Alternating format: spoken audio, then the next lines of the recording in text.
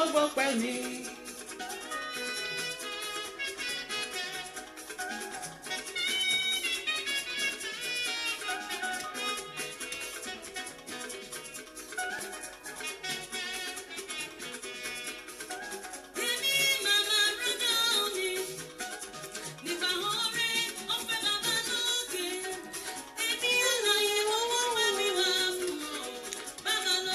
Tẹ́wọ́ gbọ́pẹ́ mi.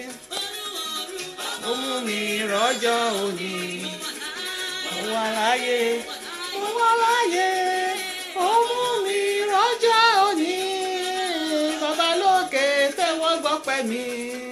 Àánú Olúwa ọlá Olúwa Láyọ̀ Rẹ̀mí Olówù Ìyábọ̀ Abdulkareem Dúpẹ́ Gold Tigo Quincy McDonald Marian Ajayi Bolinton Ballistic Sarah Kwame Lọ́lì Awóṣìkà Akíndélé Ọlọ́rungbóhùnmi Gloria Àjàsà Rúkàyà Títílọpẹ́ mi lọ́dọ̀ rẹ Olúwa ọmọ dòdò ń dá wà Ìyábọ̀ Abdulkareem Akíndífẹ̀sí Akínwálé Bernard ẹ káàbọ̀ ẹ̀yin tèmi ẹ̀yin admin mi straight to the point ẹ káàbọ̀ sórí ètò Títílayọ̀ Olúwọlé Àdíjà Àtọ́lábísí Òdúkọ̀yà Adùnní Sulaiman Molly Johnson Clara Felicia Fọlọ́runṣọ́ Sarah Jean Yẹmí Lágùdà Olórí Tẹ́sì Louis A.Y. Ezekiel Dámilọ́lá A. Adébáyọ̀ Alájà Nímọ́tàlá Ìyétì Azeez Olúṣìkẹ́mi Báṣọ̀run Ọpẹ́yẹmí Favour Àríyá Suzy Codbeam ẹ kú ọjọ́ mẹ́ta ẹ káàbọ̀ sórí ètò Olórí Tẹ́sì ẹ̀yin tèmi ẹ káàbọ̀ sórí ètò yìí.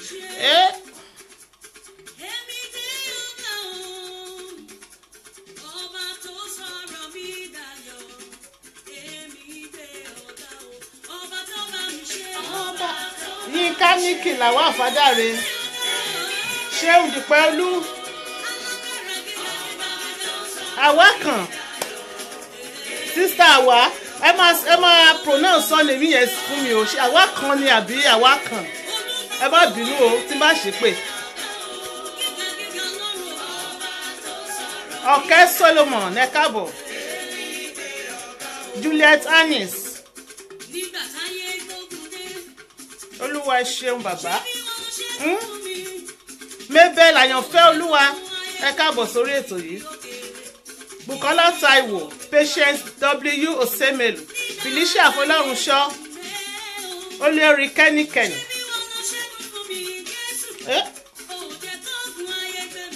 ó ṣeun bàbá Ìyá Fọ́káì Veronica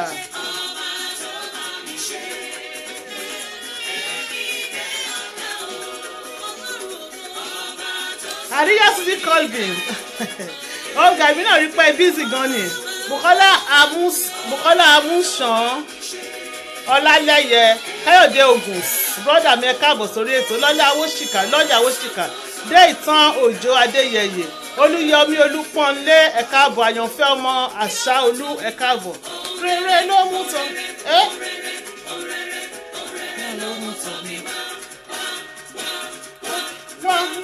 wá.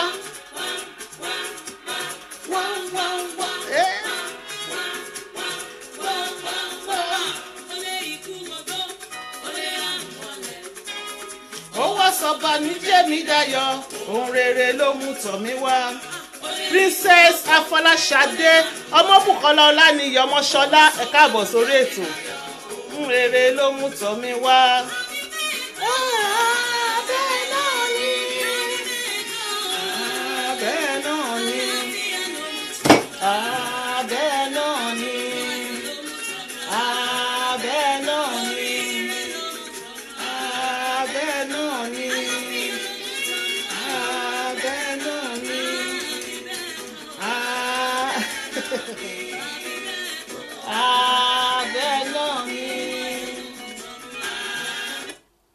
Ẹ ṣeun ẹ̀yin èèyàn mi, my people, my personal persons, my beautiful people, ẹ̀yin olóríire, ẹ̀yin tí ire kàn lọ́jọ́ ìní, gbogbo wa ni ire yìí kàn. Ẹ ṣeun gan, ẹ káàbọ̀ sórí ètò yìí. Mo kí yín o, ẹ dẹ̀ kú fàájì òpin ọ̀sẹ̀ náà tí ń lọ ọ̀la Friday. ẹ kú fàájì o. àwọn ọmọ iléèwé náà máa wà ní midterm fún ọ̀sẹ̀ kan láti ọ̀la lọ. ẹ rí pé fàájì rẹpẹtẹ ogun bójí ojí mi á tún dúró díẹ̀ lórí school runs. ẹ̀yin abiyamọ, ẹ̀yin tọ́mọ yín wà nílé ìwé, ẹ kú ojú lọ́nà, ẹ káàbọ̀ sórí ètò yìí. ẹ̀yin tèmi, ẹ ṣé, gbogbo ẹ̀ ni mò ń rí. èmi náà, ẹ mọ̀ pé èmi náà nífẹ̀ẹ́ yín gan lọ́pọ̀lọpọ̀. ètò tá a mú wá sétí gbọ́yìn lónìí òun ni wọ́n ń pè ní ṣókí lọ́bẹ̀ oge. ṣókí lọ́bẹ̀ oge, kò sí àmì fàágùn lórí ẹ̀ rárá, so àní pẹ́ rárá lónìí. ṣùgbọ́n ká tó bẹ̀rẹ̀ ohunkóhun lórí ètò yìí, gẹ́gẹ́ bí ìṣe mi, ọlọ́run gbóhùn mi Jídé Olútọ́ba, ẹ káàbọ̀. Rẹ̀mí wà lẹ́yìn, ẹ káàbọ̀. Fọláṣadé Akínyẹ̀óyè, ẹ káàbọ̀ sórí ètò. a máa kọ́kọ́ Bukky Vida Divina Alimotu Sódùnkẹ́, ẹ káàbọ̀ sórí ètò. ẹ ṣeun yín tẹ̀dẹ̀ tí bá mi share fídíò yìí, mo ti rí yín already tẹ́ ti share, ẹ ṣeun gan ni. ọwọ́ yín tẹ́ fi ń share fídíò yìí lágbára lọ́wọ́ Ọlọ́run ẹ̀ ní fi gbé ọmọ sí o. Marvelous Ayọ̀ Adé Sharon Kitchen, èèyàn mi gangan, ẹ káàbọ̀ all the way from Manchester. Júmi Òrètè Lálẹ́yẹ, ó ga jù, ayababa olórí tẹ́sì, ẹ ṣé, wọ́n ní kẹ́ bá wa share ẹ ṣeun gan ni. ẹ káàbọ̀ sórí ètò yìí. ọwọ́ yín tẹ̀dẹ̀ fi ń share fídíò yìí ẹ̀ ní fi gbọ́mọ sí o lágbára lọ́wọ́ Ọlọ́run. gbogbo tẹ́ bá ti dáwọ́ náà lé, gbogbo ẹ̀ ló máa yọrí sí rere. tí Olúwa ni more blessing, ẹ káàbọ̀ sórí ètò yìí mà. Dámilọ́lá Adébáyọ̀, ẹ káàbọ̀ sórí ètò yìí. tó gẹ́gẹ́ bí mo ṣe ń sọ lọ lórí ètò yìí, a máa kọ́kọ́ fi tolúwa síwájú ní. Fèyíṣayọ̀ Dáramọ́lá, ẹ ṣeun gan ni. ẹ ní fọwọ́ yín ṣa nǹkan tí ò dáa jẹ lágbára lọ́wọ́ Elédùmarè.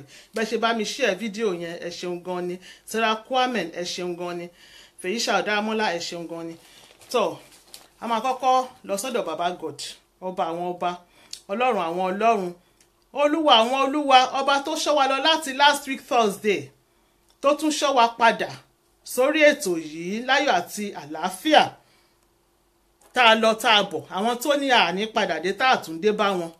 olúwa ẹ ṣeun, ọba àwọn ọba, ọlọ́run àwọn ọlọ́run, ọ̀rọ̀ ńláńlá tí ń tan náà run akiriṣore aṣorekiri, ọba mi olóore ọ̀fẹ́, kìnìún ẹ̀yà Júdà ọmọ Mèrí, alápá gbọgbọrọ tó ń yọ ọmọ lẹ́kùn ẹ̀ṣẹ̀, ọba mi tó lọ kẹrin kéṣe àkìkì tán aládé wúrà, ọba àwọn ọba, ọlọ́run àwọn ọlọ́run, alpha àti omega, ìbẹ̀rẹ̀ àti òpin, ọba àwọn ọba, ẹ̀rù jẹ̀jẹ̀ létí òkun pupa, ọba tó wọnú kẹ́tẹ́kẹ́tẹ́ Bálámù tó fọ̀n bí ènìyàn, ọba tó mú owó jáde lẹ́nu ẹja, ọba tó wà akẹ́rí nínú omi, ọba tó mọ yorùpẹ́ ilẹ̀, ọlọ́run àwọn ọlọ́run, ọba àwọn ọba, ọba tó ń gbénú afẹ́fẹ́ ṣọlá, tó ń gbénu wúndíá ṣọlá, tó ń gbénu adélébọ̀ fọ̀hún, ọba àwọn ọba, ọlọ́run àwọn ọlọ́run, kìnìún ẹ̀yà Júdà, ohun ẹni tó fa igi kédárì ya, kábíyèsí ọlọ́run òdodo, ọlọ́run ìyanu, ọlọ́run ìyẹ́, ọlọ́run ìfẹ́, olóore ọ̀fẹ́ jùlọ, ọba ńlá, ọba mi ara kìkì mọ́lẹ̀, ọba tó ń tẹ̀pá ìmọ́lẹ̀ tó jókòó nínú ìmọ́lẹ̀, ọba táwọn màlẹ̀kà mímọ́ ń ké mímọ́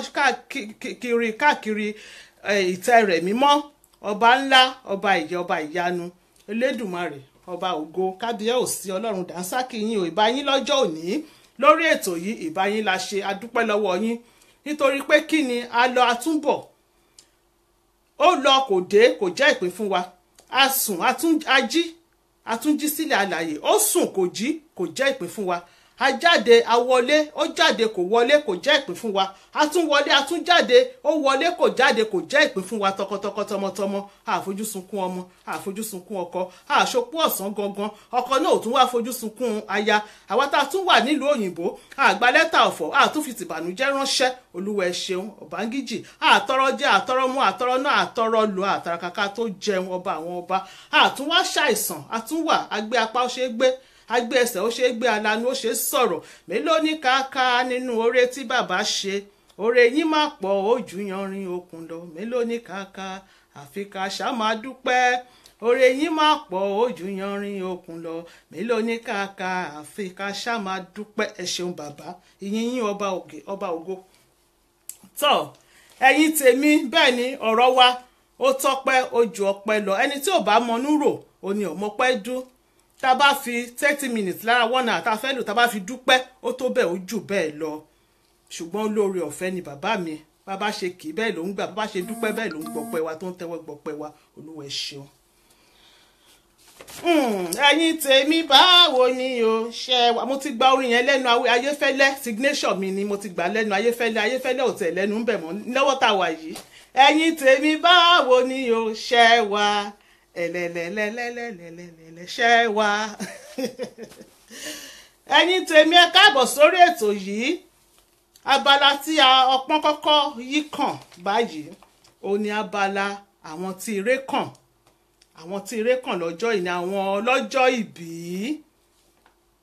Princess Fọláṣadé Adégún ní ìlú Manchester, sister mi, mo ti rí wọn bí mo ṣe kalẹ̀, mo rí wọn tán ti bá mi kalẹ̀. On the 19th of May, Friday tó kọjá lọ, òun ni birthday wọn. A kí wọn lórí ètò yìí. Happy birthday to you ma. Ẹ̀yin tèmi, ẹ̀yin ti straight to the point nìyẹn. Ẹ̀mí yín á ṣe púpọ̀ lókè èpẹ̀. Mi mo yẹ ọdún tẹ́ pé o, ṣùgbọ́n ó dá mi lójú pé ẹ máa ṣe 60, ẹ ṣe 70, ẹ ṣe 80, ẹ ṣe 90, ẹ tún ṣe 100 àti jù bẹ́ẹ̀ lọ nínú oore ọ̀fẹ́ Ọlọ́run. Ẹ ní ṣàìsàn o. Àwọn tó ní yín wọ́n ní fojú sunkún yín. Ẹ̀yin náà ẹ ní fojú sunkún àwọn ọmọ yín. Gbogbo tó ń pa yín láyọ̀ báyìí, ọmọ aráyé ò ní fi pa yín lẹ́kún lágbára lọ́wọ́ Elédùmarè. Ẹ ní ṣàìsàn. Ẹ̀mí gígùn báyìí tó jẹ́ èrè ayé, Olúwa á fi kún fún yín. Agbára ẹ̀mí mọ́ Ọlọ́run kò ní fi yín sílẹ̀. Happy birthday lẹ́ẹ̀kan sí, ẹ̀mí á ṣọ̀pọ̀ ẹ̀. Ọláyínká Fádáre Tuesday tí ó ń bọ̀ 30th of May. Wọ́n ní òun ni birthday ti àwọn, ọjọ́ ìbí ti àwọn. Wọ́n ní kí a bá wọn dúpẹ́ lọ́wọ́ Ọlọ́run fún àánú rẹ̀, fún oore rẹ̀, fún ìdásí ẹ̀mí táwọn wà láyé, táwọn wà láàyè. Wọ́n ní ká bá wọn dúpẹ́ lọ́wọ́ Ọlọ́run pé Ọlọ́run ni kí ó gba gbogbo ọpẹ́, gbogbo ìyìn àti gbogbo ògo lórí wọn. Happy birthday o, Aunty Yínká Fádáre. Àwa náà à ń fi àsìkò yìí lórí ètò straight to the point. A fi ń kí yín wípé ẹ̀mí yín á ṣe púpọ̀ lókè èèpẹ̀. Àwọn tó ní yín wọn ò ní fojú sunkún yín. Ìwòye ọdún tó ń bọ̀ wọn ò ní fi yín ṣàwátì. Ìbànújẹ́ ò ní kanlẹ̀kùn yàrá yín, kò ní kanlẹ̀kùn ilé yín. Ọmọ aráyé ò ní bọ́ bàtà fọ̀ sẹ́nu ọ̀nà yín o, lágbára lọ́wọ́ Elédùmarè. Ẹ nífẹ̀ẹ́ lè ṣe àṣemọ́. Aunty Yínká, bẹ́ẹ̀ ni o, Yínká Níkì Làwà Fádáre. Yes o, bẹ́ẹ̀ ni ẹ̀yin là ń gbàdúrà fún. Lágbára lọ́wọ́ Elédùmarè. Agbára ẹ̀mí mímọ́ Ọlọ́run a máa bá yín rìnrìn àjò ayé yín ní orúkọ Jésù. Happy birthday lẹ́ẹ̀kan sí i.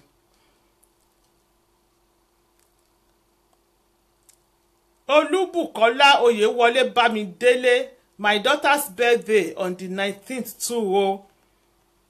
Olúbùkọ́lá Oyèwọlé Bámidélé, my darling beautiful sister. Àwa ń kí ọmọ náà lórí ètò yìí wípé happy birthday. Ẹ̀mí á ṣe púpọ̀ lókè èèpẹ̀. Ẹ ní fojú sunkún ọmọ náà. Ìdùnnú yín ni ayọ̀ yín. Ara yóò ní sọ di ìbànújẹ́ mọ́ yín lójú. Àtẹ̀yin àti bàbá ọmọ náà tó jẹ́ ọkọ yín lágbára lọ́wọ́ Ọlọ́run. Ire ayọ̀ ọmọ náà á ṣojú ẹ̀mí yín. Nígbà tí ògo ẹ̀ bá ń búyọ báyìí, kò ní bá yín nínú sàárè. Kò ní bò náà nínú sàárè, kò ní kú ṣáájú ògo ẹ̀. Lágbára lọ́wọ́ Ọlọ́run á dirú á dìgbà fún yín. Ẹ̀mí á ṣe púpọ̀. Happy birthday lẹ́ẹ̀kan sí. So, updates nípa contribution fún àǹtí wa tán wà ní Amẹ́ríkà tá à ń contribute owó fún. Ní last week, a rí $374.25. Ní láti last week sí òní, a ti tún rí $150 tó ti tún wọlé. Total wá jẹ́ $524.25.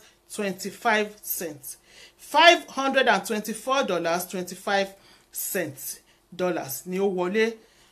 Ẹ dẹ̀ mọ̀ wípé mo yan èèyàn volunteer láti Amẹ́ríkà nínú yín náà ni, nínú ẹ̀yin fans mi tó wà l'Amẹ́ríkà, wọn ló wà ní in charge bí gbogbo ẹ̀ ṣe ń lọ. Àwọn náà ló dẹ̀ ń bá wa mójútó àǹtí Amẹ́ríkà. Láìpẹ́ láì jìnnà a máa tún mú update wá bẹ̀ṣẹ̀ mọ́ for security purpose and for privacy. Ẹ mọ̀ bí gbogbo ẹ̀ ṣe ṣẹlẹ̀, àìtí ìfẹ́ fi gbogbo ẹnu sọ ọ̀rọ̀ tán, ṣùgbọ́n mo fi dá yín lójú wípé Olúwa ń gba gbogbo ògo lọ́wọ́lọ́wọ́ lórí àǹtí wa Amẹ́ríkà. So, announcement. Voice Afrique Radio. Voice Afrique Radio. Regos House, Atbrew Lakes, Fairborn Drive, Milton Keynes, MK10 9RG. Telephone ẹ̀rọ ìbánisọ̀rọ̀ 01 908 488 544. www.voiceafricradio.com. tó bá dẹ̀ jórí Facebook náà ni tẹ́ bá ti search fún Voice Afrique Radio ẹ máa bá níbẹ̀. Ibẹ̀ ni àǹtí Ayọ̀ tí ń gbóhùn sáfẹ́fẹ́ bí ọjọ́ mélòó kan sẹ́yìn. Ibẹ̀ la dẹ̀ tí máa gbóhùn sí afẹ́fẹ́ láti ọ̀sẹ̀ tó ń bọ̀ lọ. Ní ọjọ́ Sunday bákan náà ètò tuntun bọ̀ sétí ìgbọ́ yín o lórí Voice Afrique Radio gba ẹnu àǹtí Ayọ̀ lórí Voice Afrique Radio station gba ẹnu àǹtí Ayọ̀ ní ọjọ́ Sunday aago 3. Àkọlé ètò náà a máa jẹ́ ọmọ aláṣẹ. Ọmọ aláṣẹ ni àkọlé ètò náà nítorí ọmọ aláṣẹ ni wá ó ní ká sọ̀rọ̀ ó ní àṣẹ àtẹ̀lé bẹ́ẹ̀ ni a máa pàṣẹ báyìí ni àṣẹ dẹ̀ máa gùn. So ọmọ aláṣẹ lórí Voice Afrique Radio ní ọjọ́ Sunday aago 3 ọ̀sán UK time. Ẹ pàdé àǹtí Ayọ̀ ẹ̀yin tèmi mo trust yín ẹ jọ̀ọ́ ẹ bá mi note ẹ̀ down aago 3 tẹ́ bá ti ń rí Voice Afrique Radio is live ẹ jọ̀wọ́ ẹ bá wa click lé ẹ̀yin tẹ́ ẹ bá ti like page wa ẹ bá wa search fún Voice Afrique Radio lórí Facebook ká ẹ like page yẹn so that tí n bá ti wà live lọ́jọ́ Sunday ẹ lè rí notification ẹ lè join wa ẹ ṣeun. CCC Celestial Church of Christ Founders Parish 2 Britain Grove Community Center Old Farm Park MK7 8QU. Telephone 077 666 01708 077 666 01708. Tẹ́ bá fẹ́ bá Jésù pàdé tẹ́ fẹ́ ṣọ́nà tó bá ní ohun tó rú yín lójú ilé ayé yìí ogun ni. Tẹ́ bá fẹ́ bá Jésù pàdé tẹ́ fẹ́ gbóhùn Olúwa ẹ kàn sí olùṣọ́ wa lórí ẹ̀rọ ìbánisọ̀rọ̀ yẹn wòlíì wa náà dẹ̀ wà ní ìkàlẹ̀. Jésù a máa gbọ́ àdúrà wa. Tó a máa wá bẹ̀rẹ̀ ètò náà ní pẹrẹu.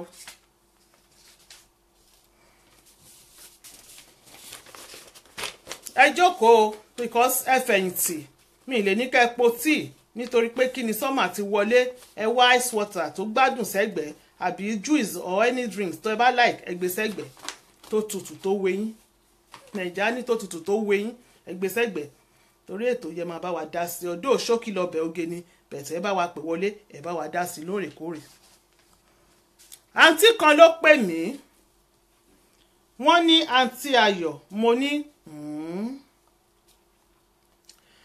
wọ́n ní ọ̀rọ̀ àbúrò àwọn obìnrin wọ́n ní ó ká àwọn lára wọ́n láwọn ti ní kó pè mí wọ́n ló ní káwọn ó pè mí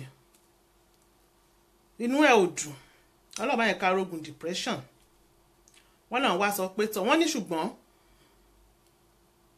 ó máa bá wa kalẹ̀ sórí ètò yìí mo dẹ̀ ní ìdánilójú wípé àǹtí yẹn náà ti kalẹ̀ sórí ètò báyìí láti gbọ́ àtàwọn àtàbúrò wọn àtàbúrò àtẹ̀gbọ́n. Wọ́n ní àbúrò àwọn yìí wọ́n ní nígbà tí ó wà ní ìlú Nàìjíríà wọ́n ní ó pàdé arákùnrin kan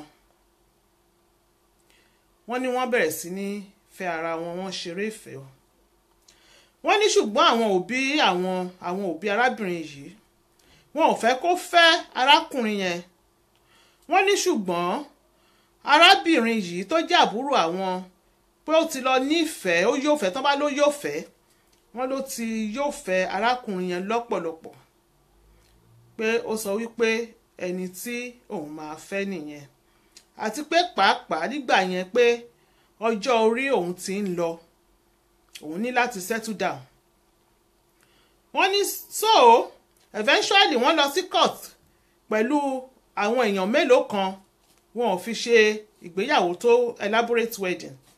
Wọ́n kàn rọra mú èèyàn bíi mélòó kan, wọ́n lọ sí court, wọ́n lọ ṣe court wedding. Láftà tán ṣe wedding tán, láftà ìgbéyàwó, àǹtí wọn finú ṣe oyún o, wọ́n dẹ̀ bí ọmọ àkọ́kọ́. Wọ́n ní kò pẹ́ náà lẹ́yìn èyí, wọ́n ní ọkọ ó rí visa UK gbà, ó sì travel, ó lọ sí UK, ìlú UK, ó wá sí ìlú UK.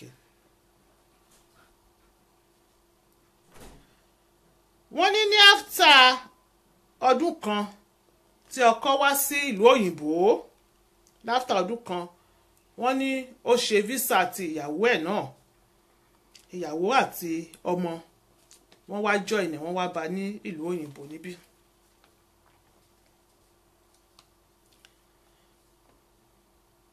Wọ́n ní kò pẹ́ kò jìnnà, ṣe mọ̀ pé ńgbà tán wà ní Nàìjíríà, kò pẹ́ tán bẹ̀rẹ̀ sí ní fẹ́ra wọn náà ni ìfẹ́ kó sí wọn lórí, tán ṣègbéyàwó. Kò pẹ́ náà ni wọ́n bímọ, kò pẹ́ náà ni bọ̀dá tó gba ọ̀nà ìlú òyìnbó lọ.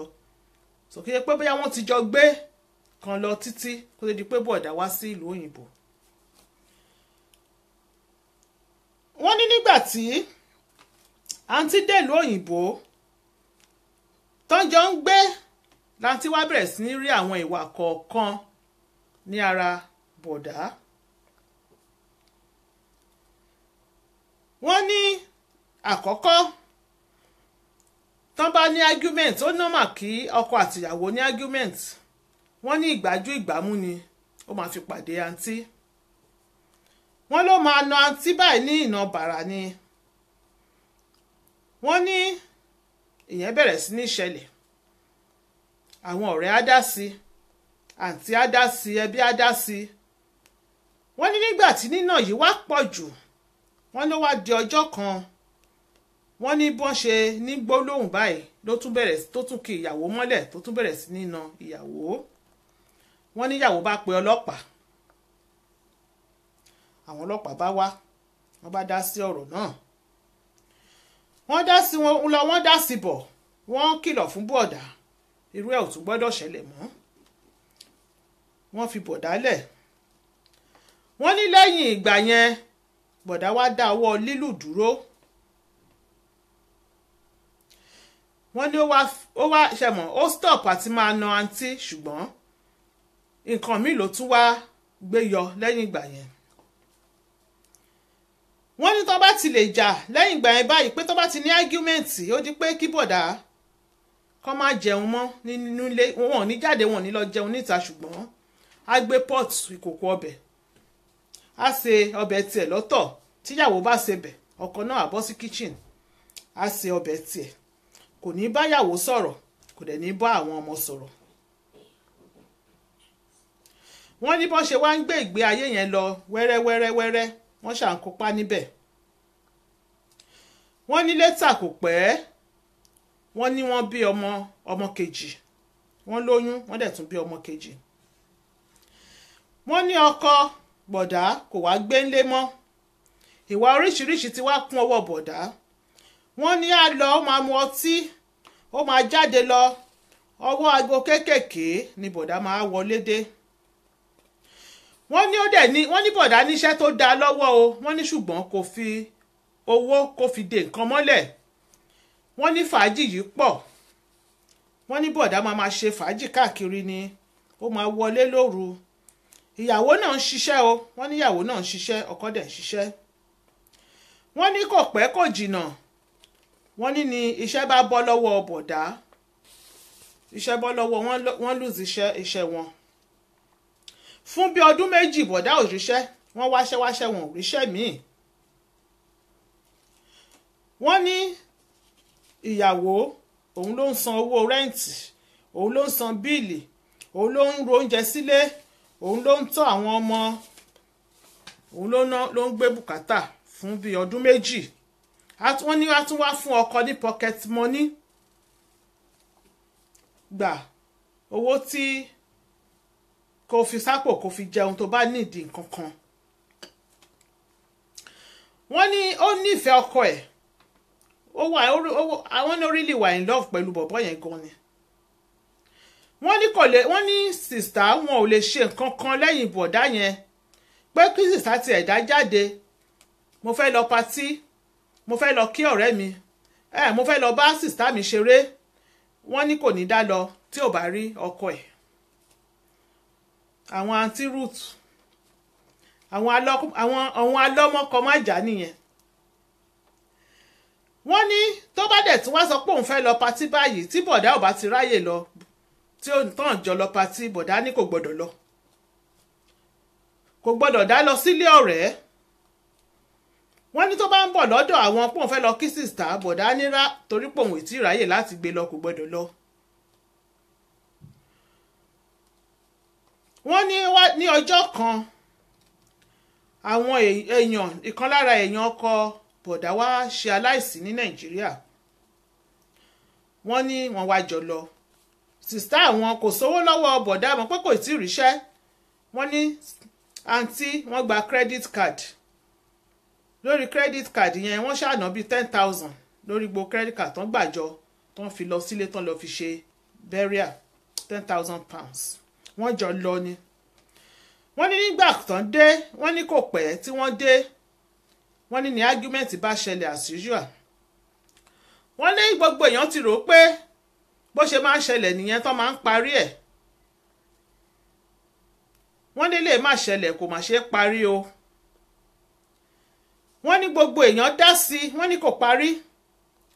wọ́n ní bọ̀dá yìí ní àṣà kan.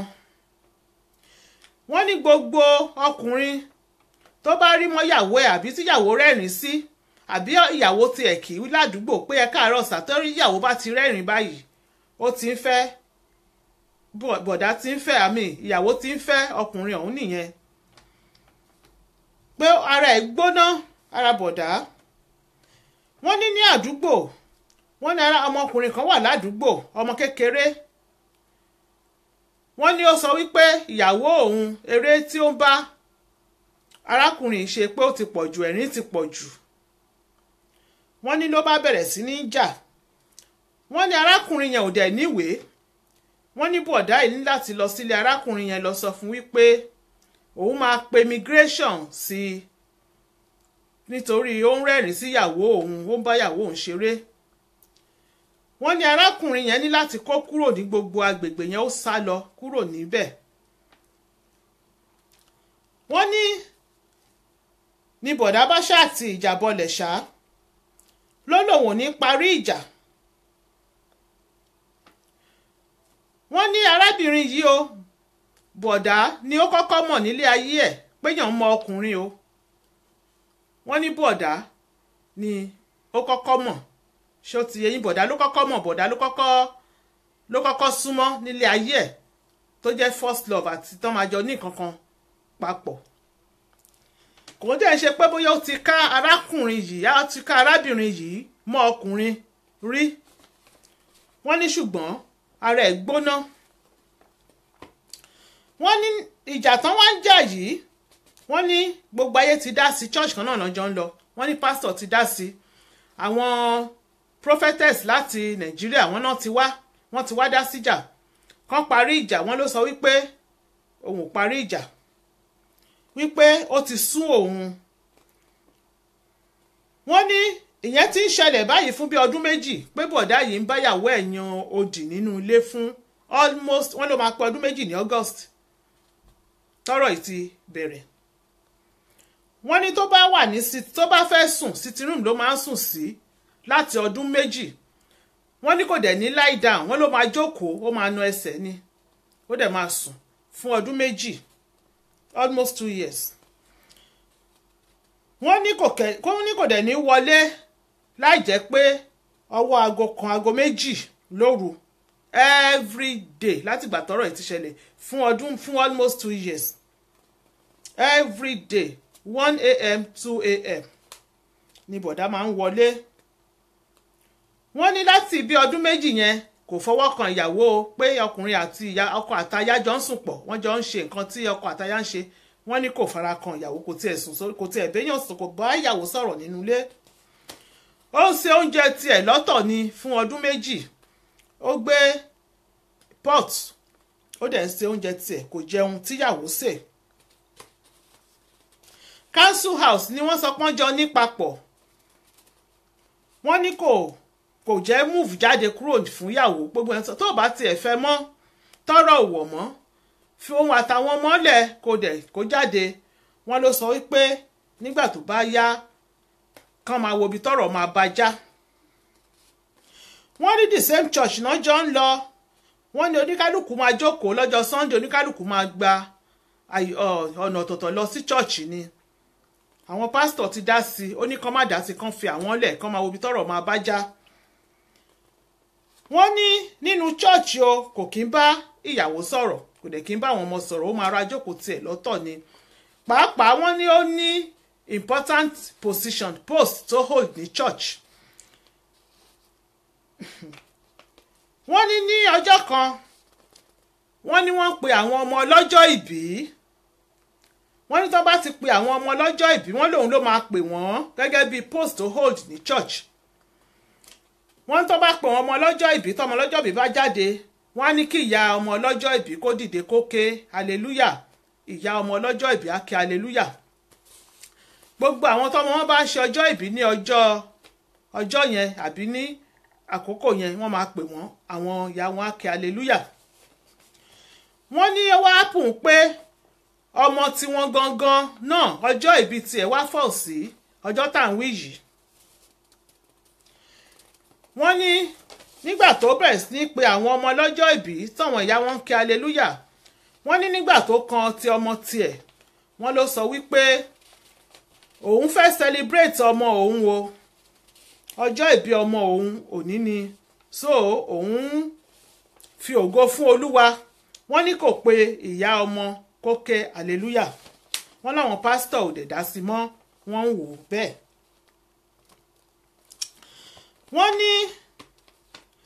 ní ọjọ́ kan ìyàwó wọn ní ó mú aago ọmọ wọn tó dàgbà díẹ̀ fóònù ẹ̀ wọ́n ló mú wọ́n ló bá rí ó ń wo nǹkan kan ní orí fóònù yẹn ló bá rí pé ọkọ òun ó máa ń text ọmọ yẹn ó máa ń fi text bá sọ̀rọ̀ kí ni ìyá ẹ̀ ń ṣe lọ́wọ́ ibo nìyá ẹ̀ wà aago mélòó nìyá ẹ̀ wọlé lọ́sàn-án lánàá kí ni ibo nìyá ẹ̀ yà sí wọ́n ní ó ń communicate pẹ̀lú ọmọ yẹn tí ò bá sí ló dago méjì òru kó tó wọlé o ṣùgbọ́n ó máa béèrè nǹkan tó ń ṣẹlẹ̀ nínú ilé lọ́wọ́ ọmọ yẹn.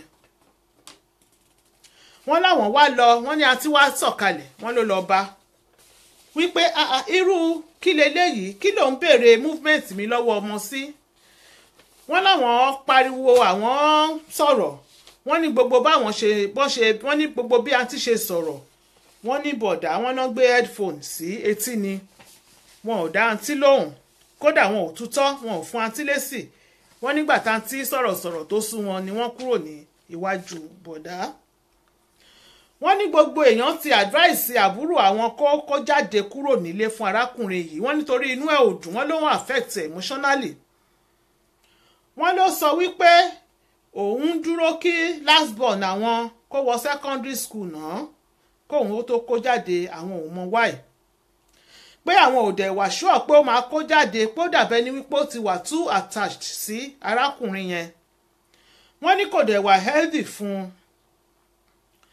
wọ́n ní wọ́n ti bi arákùnrin yìí wípé ṣé o fẹ́ divorce ìyàwó ẹ ni látọdún méjì tọ́rọ̀ ò bá wọ̀ kò lè máa lọ báyìí ẹ lè máa gbégbé irú ìgbésí ayé báyìí.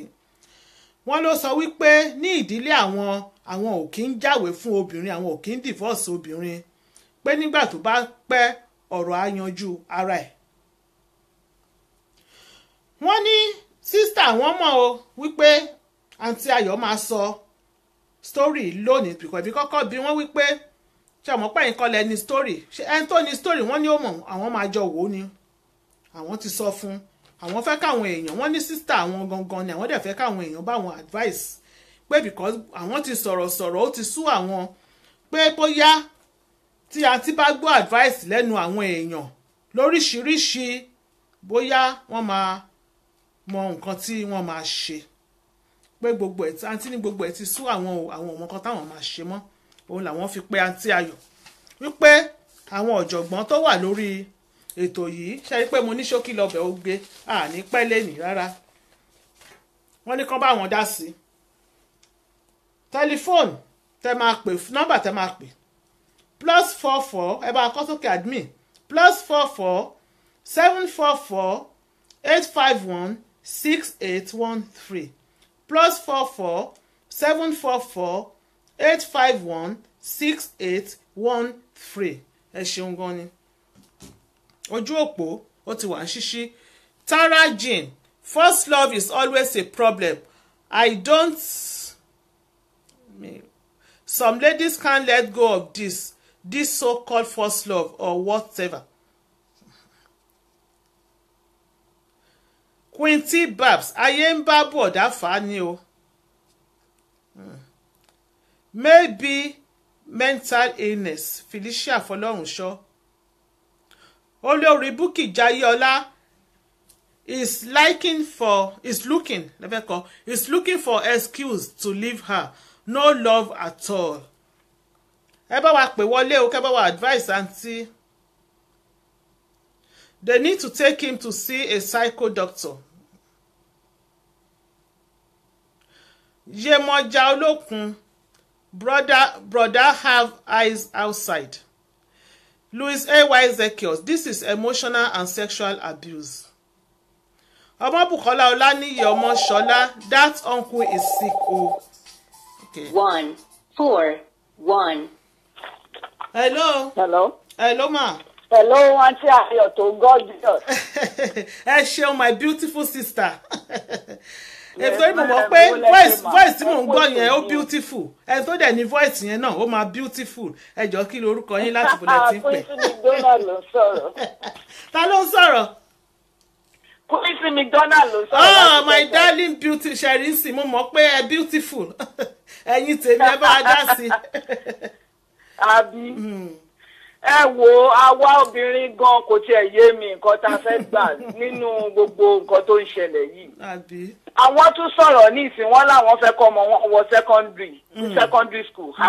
Ṣé báwo náà ṣe wà ṣú ọ̀pá àwọn gan máa dé wọ́n máa wà láàyè kọ́mọ yẹn tó wọ secondary school. Pẹ̀lú gbogbo nǹkan tó ń go through. Kò mí pé kìíní kán fi máa yẹn sílẹ̀ àwọn rò pé òkè wọ́n fall in love nísìnyí. Lọ́ọ̀bù tó mú kú lọ́wọ́ báyìí ó yẹ káwọn obìnrin ká máa wise up these days. Àwọn lọ́ọ̀bù eléyìí ó mú ikọ́. Ṣó dìgbà tí ikú fúnra rẹ̀ tó bá fún wọn ní divorce wọnú grave nígbà tó bá wà ní grave tó máa ti kú ṣé divorce wọ́n ti divorce máa yẹn náà nìyẹn. Yà so wọ́n fẹ́ ṣé ó dìgbà tó bá fẹ́ kí ikú kó fáwọn ní divorce automatic divorce kó tó dé kó máa fi máa yẹn lọ́rùn sílẹ̀. Wọ́n jẹ́ fi sílẹ̀ Ọlọ́run á ṣe tiwọn. Ó ti yẹ kán she should read the handwriting on the wall pé máa yẹn kò ní nǹkan tó fẹ́ ṣe. So kán má fúnra wọn ní untimely death o kán wá kàn ṣe kán fi máa yẹn sílẹ̀. Kán go their separate ways.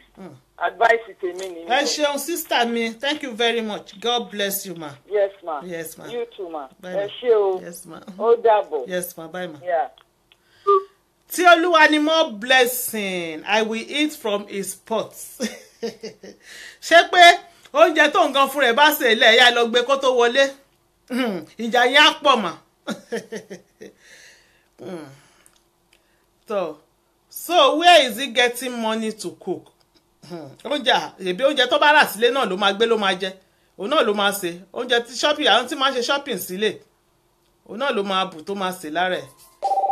Kí ló wá ń kọ́ fún ẹ kàgbé. 4. Hello. Hello, ẹ bá wa yí volume yín sísàlẹ̀ ẹjọ́ ká lè gbọ́ yín dáadáa. Hello ma. Yeah, ẹ kúrò lẹ́mà. Ẹ kúrò lẹ́mà, ẹjọ́ ta ló ń sọ̀rọ̀ láti bulẹ̀ tí ń pè. Àríyá Suzy ló ń pè. Èèyàn tèmi gangan, Àríyá Suzy Colby. Ẹ̀yin makeup artist wa nílùú Milton Keynes nìyẹn o. Ẹ káàbọ̀ sí ẹ má bínú pé ẹ̀yin MC. àbọ̀ sí ètò for some time a busy ni o. Èmi náà rí bẹ́ẹ̀, mo ń rí gbogbo ẹ̀ lórí Facebook. Ẹ pẹ̀lẹ́ mọ́ ẹ bá wa dá sí. Story yìí I don't rí bákan náà torí bí o tiẹ̀ mọ̀ bí mo ṣe fẹ́ sọ olóògbà ò parí o dẹ̀ kúrò lé ó rí bákan but tó bá ní kí èmi sọ máa ní kí tọ́nkún yẹn bá lè get help torí mi ìwú ọkùnrin yẹn bí ẹni tó dàìpó lálẹ́ síta lè mójú kúrò ni kì í ṣe pé bí ó sì nífẹ̀ẹ́ obìnrin yẹn one way or the other but ẹni máa yẹ oníṣẹ́ lọ́wọ́ the man may be depressed one way or the other the man can get help. No, along the line wọ́n ríṣẹ́ wọn ò níṣẹ́ sísá mi wọn ò ríṣẹ́ fún 2 years wọn ò ríṣẹ́ fún 2 years bẹ́ẹ̀ iṣẹ́ wọ́n ti ríṣẹ́ ó dẹ̀ kó ti iṣẹ́ nísìn torí wọ́n ní tó bá ti kúrò níbi iṣẹ́ nírọ̀lẹ́ wọ́n máa gba abẹ̀ jáde lọ ní pé ó di 2 a.m. kan tó wọlé lóru so definitely wọ́n ti ríṣẹ́ bẹ́ẹ̀ for 2 years ni wọn ò fi ṣiṣẹ́. ọ̀rọ̀ yẹn ó tún sí ní lẹ́nu òbúyọ̀ sí emotional abuse ló ń pele is abusing that woman emotionally. So obìnrin yẹn ni kàn rò ọ̀rọ̀ yìí lágbára tóbìnrin yẹn bá rò ó tó máa rí wípé àwọn lè I don't know káwọn lè bóyá mi ti ẹ̀ mọ̀ ọ̀rọ̀ yẹn sọ sí ni lẹ́nu àǹtí ayọ̀ òbíyọ̀ tí wúwà yẹn fúnrẹ̀ tó máa lè move out because this is just emotional abuse it's not good at all kò dá fáwọn ọmọ kò dẹ̀ dá fún àǹtí yẹn náà lóòótọ́ kò dẹ̀ dá fọ́kọ gan.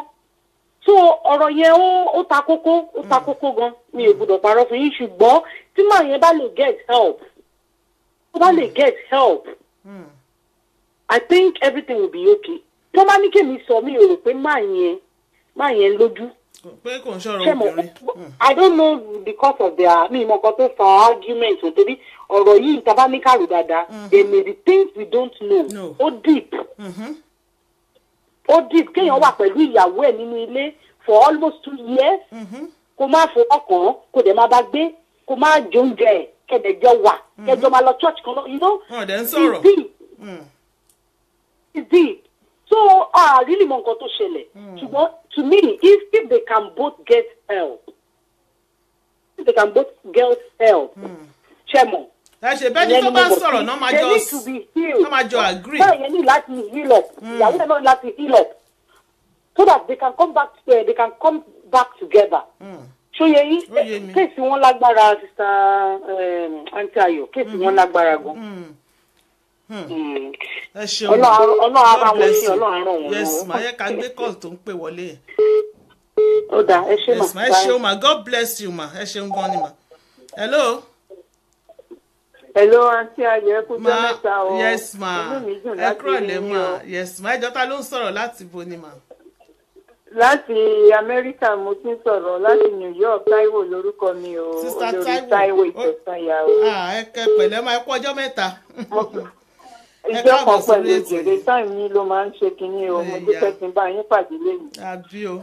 Old program ni máa ń wò. Ẹ bá wa dá sétò yìí mà. So ṣe rí ọ̀rọ̀ obìnrin yìí èmi ò lè ní kó jáde ńlé tóbìnrin yẹn bá lè faradà ṣe láwọn ọkùnrin míì wà tó rí bẹ́ẹ̀ so kọjọ máa ṣe bọ́n ṣe ń lọ ọtí mímu yẹn nìkan ni ó kàn bàjẹ́ nínú ẹ̀ èmi ò rí nǹkan tó bá àwọn ọkùnrin míì wà látàyébáyé bọ́n ṣe ń ṣe nìyẹn so tóbìnrin yẹn bá lè gbé kọjọ máa gbé bẹ́ẹ̀ èmi ò rí nǹkan kan tó ń ṣẹlẹ̀ o fún 2 years anyway obìnrin yẹn bá ti make up ara ẹ̀ dáadáa kì í ṣe love ló ń ṣe obìnrin yẹn kò fẹ́ àti kúrò ń bẹ̀ ló ń ṣe àti kúrò ń bẹ̀ torí ọmọ lóòótọ́ la ṣe ń jìyà so èmi advice ẹ̀ kó má kúrò tó bá lè stand ẹ̀ tó ń bọ̀ kò yé mi ìgbà tán dẹ̀ ní kò ń jẹ́ kó jáde tóbìnrin yẹn bá lè stand ẹ̀ náà ó ti lè jáde báyìí o gbàtọ́ ti sọ̀rọ̀ mọ́ kó máa lọ sí patí kó lè mú ìkárẹ̀ happy irú ẹ̀ wà tó pọ̀ nínú àwọn ọkùnrin èmi nìyẹn ó wà nǹkan kó o sọkùnrin yẹn oṣó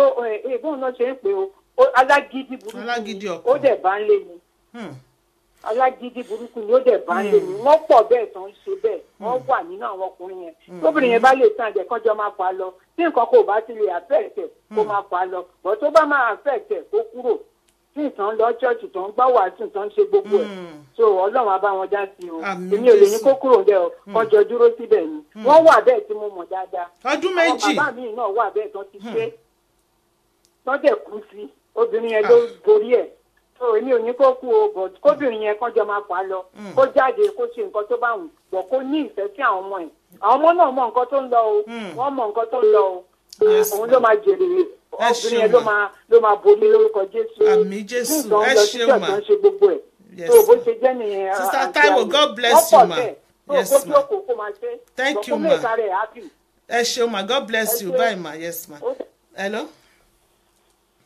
Hello, Aunty Ayo. Hello, ma. Hello, Aunty Ayo. Hello, ma. Ẹ káàsán ma. Ẹ káàsán ma. Ẹ jọ̀ọ́ ta ló ń sọ̀rọ̀ láti ibo lẹ ti ń pè? Kenny ló ń sọ̀rọ̀ láti Amẹ́ríkà. Aunty Kenny láti Amẹ́ríkà, sister mi tó gorgeous. Ẹ ṣé ẹ bá mi dá sí. Bẹ́ẹ̀ni. Yes. Yeah, nǹkan tẹ́mi fẹ́ sọ ni wípé I think the man is upset. Then aunty yẹn gan, ó dangerous for ṣe wà yẹn. Ó dangerous gan, ó dangerous. So máa méjèèjì bẹ́ẹ̀ ṣe jọ ń gbé pọ̀ tó di pé wọn ò bára wọn sọ̀rọ̀. And then tẹ bá wò máa yẹn sọ wípé wọ́n máa wo nǹkan tó máa ṣẹlẹ̀. Tó máa bá ibi tó máa bá Who jẹ́. knows? Who knows nǹkan tó fẹ́ ṣẹlẹ̀? I'm 100% sure máa yẹn ó ní hidden agenda kan. Ó dẹ̀ ní mission but tẹ́lẹ̀ ò tí mọ̀. So èmi á rò pé ìbágbépọ̀ wọn yẹn ó dangerous o. They have to do something as soon as possible. And mark my word and tell you, it's very big because my only mission. Maybe the problem only me pé wọ́n wà in love. Èèyàn lè rí bẹ́ẹ̀. But my I can bet you only mission. So wọ́n gbọ́dọ̀ wá nǹkan ṣe sí. Ó dangerous but ìjọ ń bára wọn gbé pọ̀ yẹn. Very very dangerous. So káwọn méjèèjì tètè wá àpọ̀jẹ́ tí kò ní kálukú kó lọ́ọ́ lọ ẹ̀jẹ̀ jẹ́ peacefully. Kọ́ máa sọ pé torí àwọn ọmọ because máa yẹn gan bó ṣe wà yẹn ó lè ní mission tiẹ̀ kó ní gbọ́n táwọn ọmọ bá dàgbà àti réèyàn náà tó dẹ̀ pàyàwó kó wò pókè tóun ṣẹ̀wọ̀n òun ò lè ṣì ojú ẹ̀wọ̀n lọ. So wọ́n láti wà very careful with common sense. Ẹ ṣeun ma God bless you. Ẹ ṣeun ma God bless you sister mi ẹ ṣé bye. Hello. Hello. Ẹ kúrò lẹ́ mà. Ẹ kúrọ̀lẹ́ o. Yes ma ẹ jọ̀ọ́ ta ló ń sọ̀rọ̀ láti ibo lẹ ti ń pè wá. Ṣé àǹtí Ayọ̀ nìyẹn? Bẹ́ẹ̀ ni àǹtí Ayọ̀ ni straight to the point. Bukky ni o láti Milton Keynes. Sister Bukky láti Milton Keynes. Èèyàn tèmi gangan ó ga jù. Ẹ bá wa dá sétò yìí o. Ẹ bá wa dá sí. Ẹ̀yin tèmi nìyẹn bá dá sí.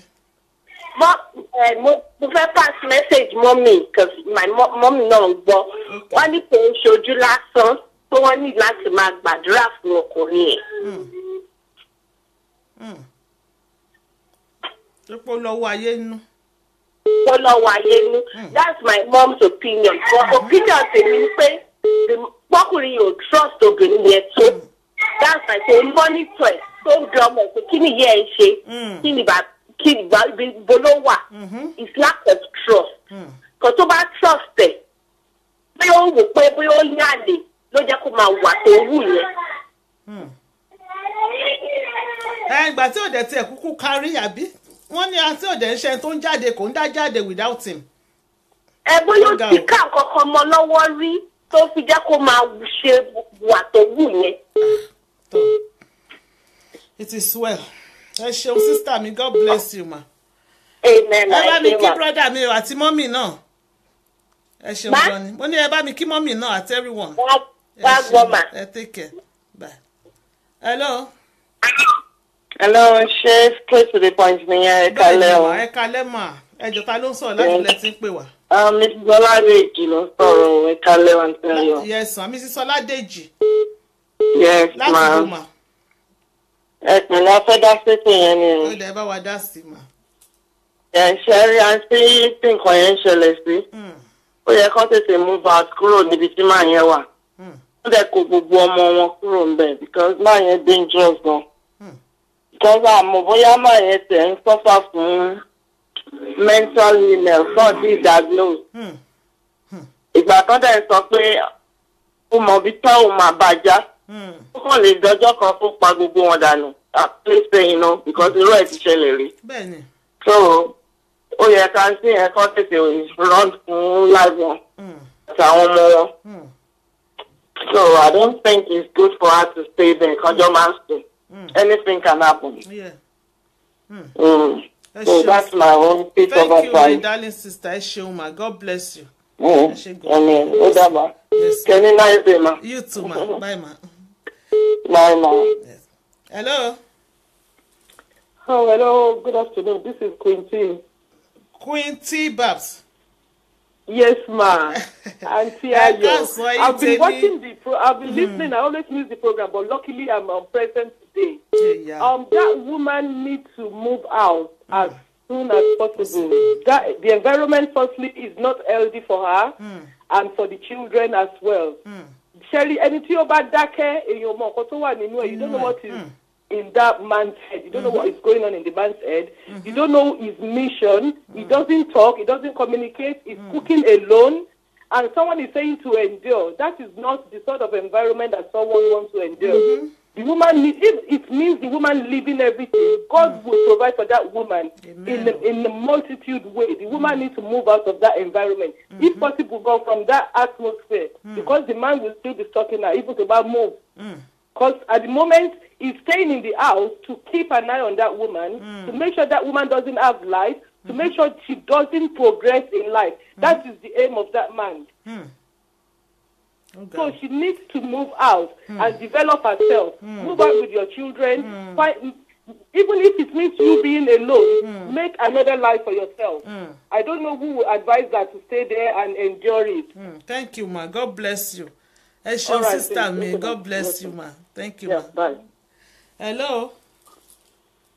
Hello, Auntie Ayo. Ma, ẹ kúrọ̀lẹ́ ma. Ẹ kúrọ̀lẹ́ o, Auntie Ayo tó trendy. Ẹ ṣeun ma, ẹ jọ̀ọ́ mà ta ló ń sọ̀rọ̀ láti wo ni. Ọlọ́run á máa fún yín ṣe o. Àmín Jésù, àmín Ọlọ́run. A máa gbádùn yín gbogbo ìgbà. Ẹ ṣeun ma, ẹ jọ̀ọ́ kí lorúkọ yín o. Ìyábọ̀dé Ibrahim ló ń sọ̀rọ̀ o. Èmi náà tí mo fẹ́ sọ bẹ́ẹ̀ pé voice yìí, voice tó sexy yìí. My PP ló ń sọ̀rọ̀ o. My PPP, my people, my personal person. Ó ga jù. Bẹ́ẹ̀ni. Ẹ pẹ̀lẹ́ bá bá dá sí. Àti ìsàlẹ̀ náà ni o. Ẹ bá dá sẹ́jọ. Ṣé orí nǹkan tẹ́mi ni gbogbo àwọn tó ń kọ́kọ́ sọ̀rọ̀ náà wọ́n rí sọ o. Nǹkan tẹ́mi rò ní ọ̀rọ̀ yẹn ni pé Sherry, there is more to it. There is more to this case. Because wọ́n ní kí ọ̀dà jẹ́ lẹ́nu ó lè gbogbo ni. Wọ́n ní ó sọ ọ́ ní olóyọ díẹ̀ wà bẹ́ẹ̀. Same thing applies to the woman as well. Wọ́n ní táwọn ọmọ bá wọ secondary school àwọn ọmọ tó dá nǹkan kan wà láàárín àwọn méjèèjì tó ṣẹlẹ̀ tí wọ́n sọ pé èèyàn kan gbọ́. Is it that or kó tó rí pé ṣọ́nà pé pásítọ̀ lẹ pé arákùnrin? No, wọ́n ṣe pastor but wọ́n hold one important post ní church. Wọ́n hold the post ní church. Ọ̀rọ̀ kó tó rí pé ó ń wá fault woman nìyẹn. Nǹkan tó tún máa ṣẹlẹ̀ nìyẹn o. Wípé kò lójú ayẹyẹ irọ́ ni. Kò sí béèyàn ṣe lè nífẹ̀ẹ́ ìyàwó ẹ̀ tó ọkùnrin tẹjọ́ ń jà fún odindi ọdún kan tó lọ sí ọdún méjì tí àwọn ọmọdé wà ń bẹ̀. No, kò nífẹ̀ẹ́ woman yẹn mọ́. Ṣùgbọ́n ó ń dúró de fault lady yẹn. N tó máa lò àṣẹ skills ìjọba. Wọ́n tẹ̀ ní tó bá fẹ́ bọ́ bàtà bẹ́ẹ̀ tó dẹ̀ pé ilé council yẹn ẹ mọ̀ ilé council ni so I don't really know ó dẹ̀ pé orúkọ ọkùnrin yẹn náà sọ pé ó wà lórí ilé yẹn. Orúkọ àwọn méjèèjì bá wà bẹ́ẹ̀ tí obìnrin bá mọ̀ pé òun ò lè kúrò nílé fún kó lọ rí sí citizen advice bureau. Just hear me because this is not good for the children as well. Wọ́n ní àwọn ọmọ nílé definitely ó máa affect àwọn ọmọ. Physically, emotionally, internally ó máa affect àwọn ọmọ yẹn kò sí bó ṣe lè jẹ́. Ó máa affect àwọn ọmọ yẹn kóbìnrin yẹn kó lọ sí citizen advice bureau kó ṣàlàyé nǹkan tó ṣẹlẹ̀ tí ó bá jẹ́ wípé wọn ò lè help ẹ̀ láti fún ní advice ní irú situation tó wáyé. Wọ́n refer ẹ̀ sí department míì tó máa lè dá sọ̀rọ̀ wíbi tó ti lè get help wọ́n á sọ fún. Because kò possible kí ọmọ mélòó lóní tó kó ọmọ jáde nílé fún bọ̀dà kí bọ̀dà jáde tó bá mọ̀ pé òun á dé náà. Ẹ ṣeun ma, God bless you. ẹ ká gbé last call. kó jáde tó bá wọn kó wá dé náà àti òsìn ilé council ní fine even tó bá ṣẹlẹ̀ sí council àgbọ̀ council ò lè fẹ́ rí ìyá òsèèyàn bíi mẹ́ta kájẹ̀lé lọ́mọ méjì ipá fẹ́ lọ rí ìyá òsèèyàn bíi mẹ́ta fún èèyàn kan wọ́n á prefer láti lọ rí ìyá òsèèyàn kan ju kán lọ pé èèyàn mẹ́ta kúrò nílé fún ìwọ nìkan lọ. Thank you my darling sister, God bless you. Ẹ ṣeun ma. Amen. Yes ma. Bye. Yes ma. Ẹ jẹ́ àmà bẹ́tò lọ́lọ́ àmà fún yín ṣe o à ń gbádùn yín gan ni àti ayọ̀. Ẹ ṣeun ma. Èmi náà kún gbádùn yín. Sísítà mi ẹ ṣe gan ni. Ẹ ká gbé last call yìí. Last call yìí máa gbé sí. Bye ma. Àwọn kan dẹ̀ pé láti Amẹ́ríkà. Wọ́n ṣe é kí n gbélé ni. Hello. Hello, ẹ káàsán. Yes sir, ẹ káàsán sir. Ó tẹ̀ dá ọkùnrin ló pè wọlé báyìí. Ọkùnrin ni mo rí fóbìnrin ló ń sọ̀rọ̀ látẹ̀kan sọ àwọn ọkùnrin náà ní láti sọ̀rọ̀ sí ọ̀rọ̀ láti bọ́lẹ̀ tí kò wá. Hello. Ẹjọ́ sà kí lorúkọ yín àti ibi tẹ́ ti ń pè. Orúkọ mi ní Ọlábọ̀dé Badmus. Ọlábọ̀dé Badmus. Ọlábọ̀dé Badmus. Ṣé rí problem tèmi rí nínú kìíní yẹn? Ó tọ́ náà from the onset. Mo rí pé màá yẹn ti ń búlì ìyàwó ẹ̀ àtàwùsẹ̀. And ibi tí problem yẹn tún ti palo ní pé ìgbà tí wọ́n lọ sí Nàìjíríà láti lọ ṣe burial ceremony owó tíyàwó yẹn yá ó jẹ́ problem tí màá yẹn tó fẹ́ try láti avoid torí pé kò fẹ́ san so ó ń take excuse láti ṣe pé bóyá wọ́n ń jà wàrà ó dẹ̀ rẹ̀ iṣẹ́ so kò fẹ́ sanwó yẹn that point tí ó fi ń pretend pé òun báyàwó ẹ̀ jà tó bá lè san owó yẹn then kó máa báyàwó ẹ̀ jà bọ̀ kó san gbèsè owó tó jẹ náà but it's a thing tíyàwó ẹ̀ máa go in with diplomacy láti gbà kó má di kó máa jẹ́ pé wọ́n máa jẹ́ nǹkan aláriwo nínú ilé relationship yẹn ó ti end ọkùnrin ni mí I know what I'm saying and ipe bóyá máa yẹn ò níyàwó kan ta àmì girlfriend níta well I won't say no he might have someone but kó san gbèsè tó jẹ gbèsè yẹn ló ń jẹ́ kó máa pretend pé kó ń báyàwó ẹ̀jà kò báyàwó ẹ̀jà torí tó bá báyàwó ẹ̀jà kò ní máa monitor movement ṣe rí ẹ ti mọ kí èèyàn kọ̀yìn sí nǹkan if you don't like something you won't look for that thing ó yìí láti àwọ̀ ẹ̀ but gbèsè ló ń bà lẹ́rù láti lè claim pé òun yìí wà into the relationship so kó san gbèsè tó jẹ ìyàwó ẹ̀. Thank you sir, God bless you. bó ṣe jẹ́ máa. Ẹ ṣeun sir, ilé yóò ní dàrú o.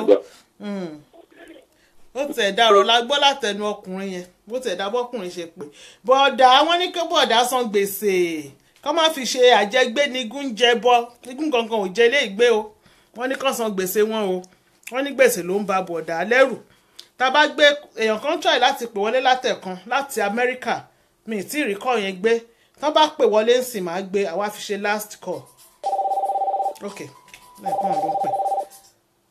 Hello. Hello. Hello sir. Hello. Ẹ kúrò lẹ́ sir. Yes sir. Ẹjọ́ ta ló ń pè láti wọlé tí ń pè wá o. Ọláyínká lorúkọ mi láti Texas. Láti Texas. Bọ̀dá Ọláyínká ẹ káàbọ̀ ẹ bá wa dá sí sà. Ṣé rí Ọlọ́run á máa fún iṣẹ́ o. Àmín àmín Jésù. Ẹ̀sìn la Ọlọ́run á máa fọ́ wa mọ̀ ṣe. Àmín Jésù. Ọ̀nà ilé ṣe rí gbogbo prógámù yẹn gbogbo ṣe ṣẹlẹ̀ ní ṣe ló dàbí ẹni pé èmi gangan ni prógámù náà tó ń sọ lórí ẹ̀ torí tó ń ṣẹlẹ̀ nílé tèmi gangan náà nìyẹn. A lè bá obìnrin yẹn wí a lè bá ọkùnrin wí.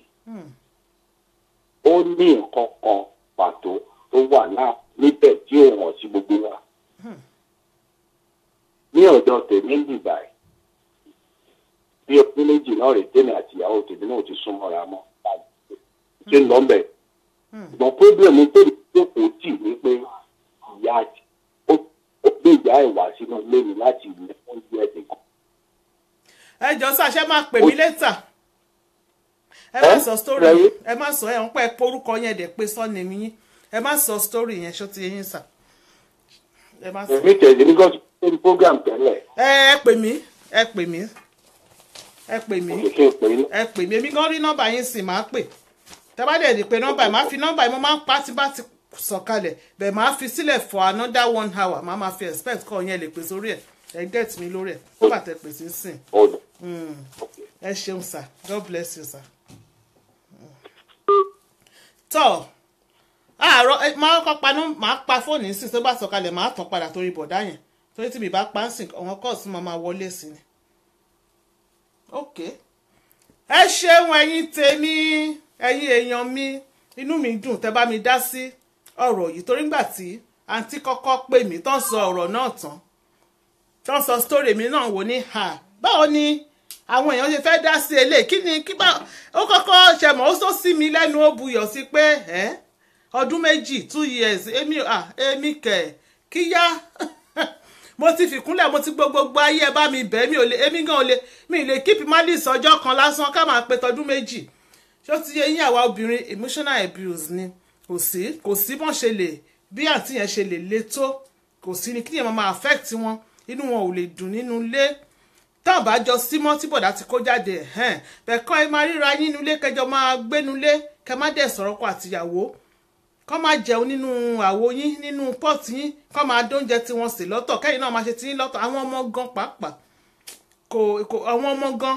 ẹ mọ̀ wọn ò lè wà happy ṣó ti yẹ yín so inú mi dẹ̀ wá dùn wípé at least ní gbogbo bẹ́ẹ̀ ṣe dá sétò ẹ bá mi dá sí gan ni mo dẹ̀ mọ̀ pé àǹtí wọ́n máa rí ìkan tàbí méjì wọ́n máa rí mú lò nínú gbogbo ọ̀rọ̀ tá a ti ń sọ bíbá látàárọ̀ mo dẹ̀ máa rọ sísà wọn náà tí bá ti sọ̀kalẹ̀ tán ṣe máa sọ̀rọ̀ mo máa rọ̀ wọ́n tó bá lè jẹ́ kí n bá wọn sọ̀rọ̀ gangan kó pé kán dìde lọ síbẹ̀ mo fẹ́ bá àǹtí yẹn sọ̀rọ̀ ṣó ti yẹ yín màá dẹ̀ try náà bóyá mo lè bá bọ̀dá sọ̀rọ̀ torí wọ́n ní bọ̀dá ti yarí pé anybody gbọ́dọ̀ dá sí mọ́ bẹ́ẹ̀ kò sí nǹkan tọ́lọ́run ò lè ṣe àkímọ̀ àmọ́ ẹni tí Ọlọ́run máa gba ẹnu ẹ̀ sọ̀rọ̀ èmi náà máa try tèmi ní sáìdì ìbẹ̀yẹ Ọlọ́run á dẹ̀ fún wa ṣe ẹ ṣe wẹ̀yìn èèyàn mi àrọ́jọ́ mùsùlùkùn ọjọ́ tí ń rebi àná ojú tẹ fi ń wò mí kò mà ní fọ́ o etí tẹ̀dẹ̀ fi ń gbọ́ mi dẹ̀rẹ̀ kò ní í di àsìkò yín òun lẹ fi sílẹ̀ mi ìgbowó fún yín kò sí most of you sì mi rí yín rí ṣùgbọ́n èèyàn láṣọ mi ẹ jẹ́ aṣọ fún mi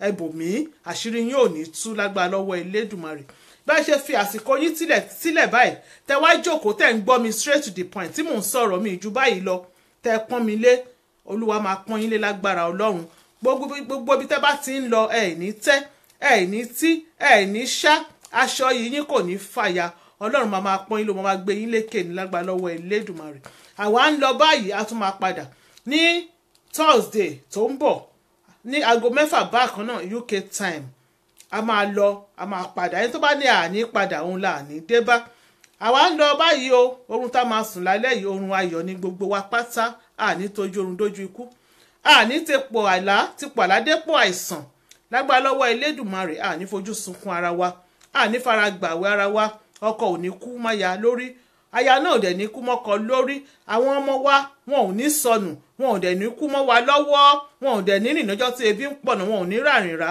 wọn ò ní ràrìn tẹsẹ̀ sí lágbá lọ́wọ́ Elédùmarè àní pàdé àgbákò ọjọ́ tí kú bá wà níta ò ní jáde Olúwa bá ṣe wà mọ́lé tí kú bá dẹ̀ wá délé kò tẹ̀ ní mọ̀ ọ̀nà wa kò ní mẹ́nu ọ̀nà wa rárá ni lágbá lọ́wọ́ Elédùmarè ayé ò ní fẹ́ gba gbígbóná náà wá wọn ò ní fi pàṣán ọmọ náà wá àní ṣokú ọ̀sán gangan ebi ò ní pa wá o a máa rí jẹ a máa rí mu a máa rí náà a máa rí lò àdẹ̀ ní ṣàìsàn ẹnì kọ̀ọ̀kan orí kọ̀ọ̀kan tó wò mí lọ́wọ́lọ́wọ́ àtẹ̀yìn tẹ́ máa tún padà wo recorded version of this video àní ṣàìsàn a máa dògbó a máa dàgbà àníkú ní kékeré ikú gbóná ò ní pa wá àníkú ṣáájú ògo wa àwọn ọmọ wa náà wọn ò ní kú ṣáájú ògo wọn ò inú wa máa dùn ní lágbára lọ́wọ́ Elédùmarè ìyókù ọdún yìí tọ́dún máa fi parí ìbànújẹ́ ó kéré ó tóbi ni kò ní wọlé tọ̀ wá lágbára lọ́wọ́ Elédùmarè ẹ ṣeun ẹ̀yin èèyàn mi ẹ pàdé mi àti ayọ̀ ní orí Voice Africa Radio ní ọjọ́ Sunday aago 3 ètò tó ládùn tó lárinrin ètò tẹ́ máa gbádùn ní aago 3 Voice Africa Radio